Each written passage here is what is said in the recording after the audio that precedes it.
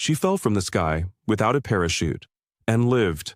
At 33,000 feet above the frozen hills of Czechoslovakia, the unthinkable happened. A thunderous explosion ripped through JT Flight 367, shattering the aircraft into pieces.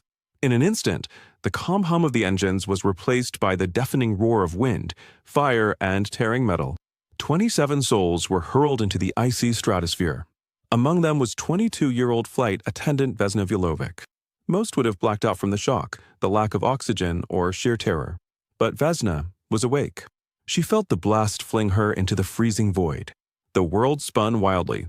The ground below, blanketed in winter snow, rushed toward her at over 200 miles per hour.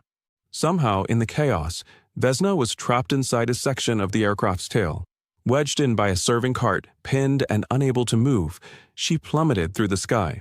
The tumbling wreckage slammed into a snow-covered hillside, crashing into thick trees that absorbed some of the impact. The world went black.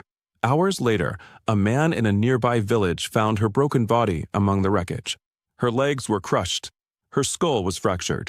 She was bleeding internally, barely clinging to life. Against all odds, she was breathing. Her recovery was brutal.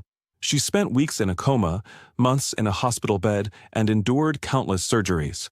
Yet just 10 months later, Vesna was back on her feet, smiling and even returning to work for the airline, though never as a flight attendant again.